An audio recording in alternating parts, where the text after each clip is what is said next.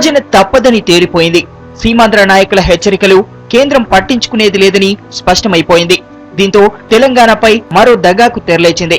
ఈ ప్రాంతంలో హైదరాబాద్ తర్వాత అతిపెద్ద నగరమైన వరంగల్ ఈసారి వివక్షకు బలైంది.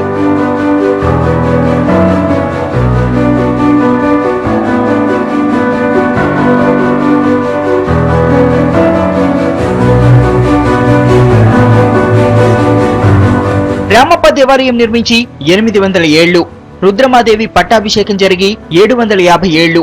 ఈ సందర్భంగా వరంగల్ జిల్లాలో ఏడాది పాటు కాకతీయ ఉత్సవాల నిర్వహణకు సర్కారు నిర్ణయించింది. దీంతో గత ఏడాది డిసెంబర్ 21న ఉత్సవాలు మొదలయ్యాయి.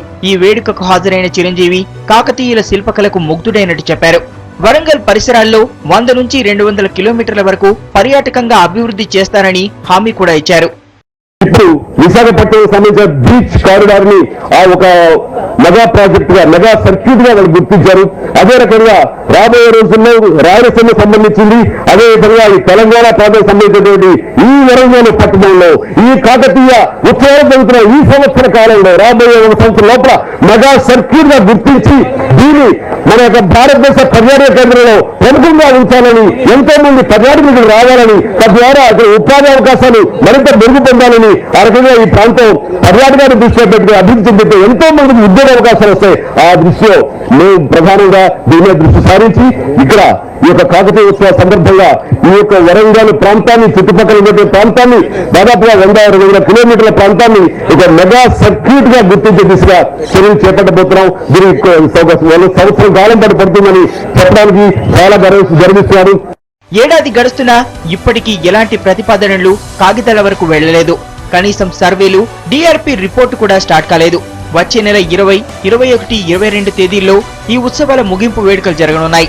కానీ ఇప్పటి వరకు చిరంజీవి హామీపై ఎలాంటి ప్రపోజల్స్ తన దృష్టికి రాలేదని సాక్షాత్తు జిల్లా కలెక్టరే చెప్పారు.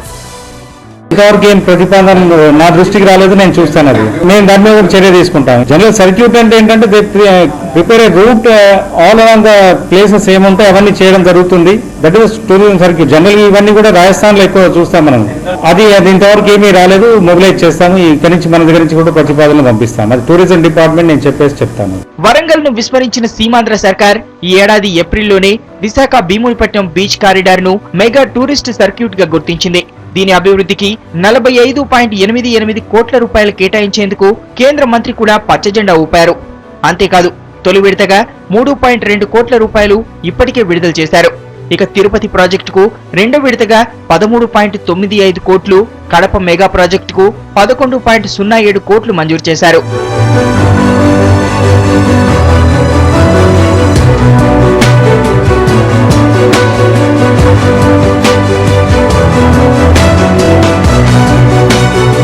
కలిసుందామని కోరుతున్న సీమాంధ్ర మంత్రులు, నేతలు తెలంగాణపై ఇలా వివక్ష చూపిస్తుండడంపై మేధావుల్లో తీవ్ర అసహనం వ్యక్తమవుతోంది.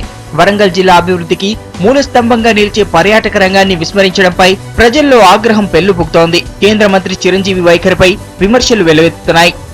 కోట్లాది రూపాయలు ఇవాళ టూరిజం శాఖ నుంచి విడుదల చేస్తూ వాటిని ఆ పనులను వేగవంతం చేస్తూ అక్కడ టూరిస్ట్ సర్క్యూట్లను ఏర్పాటు చేసుకుంటూ హబ్ను ఏర్పాటు చేస్తూ ఉన్నటువంటి పరిస్థితి చూస్తూ ఉంటే ఖచ్చితంగా తెలంగాణ ప్రాంతం పట్ల వీళ్లకు నిలువెత్తు విషయం ఉన్నదనేది స్పష్టమైతా ఉన్నది.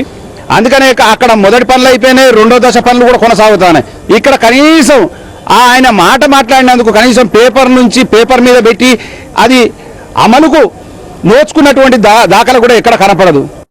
అదే చారిత్రక అంశాలు లేనటువంటి ప్రాంతాలు అయితే మరి విజయనగరం కానీ, శ్రీశైలం కానీ, కడప కానీ, తిరుపతి కానీ, ఆ తర్వాత భీమునిపట్నం, వైజాగ్ లాంటి చిన్న ప్రాంతాలు, చిన్న అంశాలు, 1-2 అంశాలు ఉన్న ప్రాంతాల్లో కూడా పెద్ద మొత్తాల నిధులను కేటాయించి అక్కడ అభివృద్ధి చేయడం అనేది జరిగింది. ఇంత పెద్ద కళా సంపద దాదాపుగా ప్రపంచంలో నుంచి యూరోపియన్ కంట్రీస్ నుంచి వచ్చిన తెల్ల జాతి వారు కూడా వచ్చి రామప్ప శిలా సంపదని కానీ, తర్వాత 1000 స్తంభాల గుడిని కానీ, ఆ వరంగల్ కోటని కానీ చూసి ముగ్ధులవుతుంటారు. ఇంత గొప్ప శిలా సంపద కలిగిన కాకతీయుల సామ్రాజ్యాన్ని చూడాలని ప్రపంచ ప్రజలందరూ కూడా తాతాలాడుతున్నారు. కానీ కనీస వసతులు కూడా మరి కల్పించడానికి ఈ ప్రభుత్వం ప్రయత్నం చేయలే.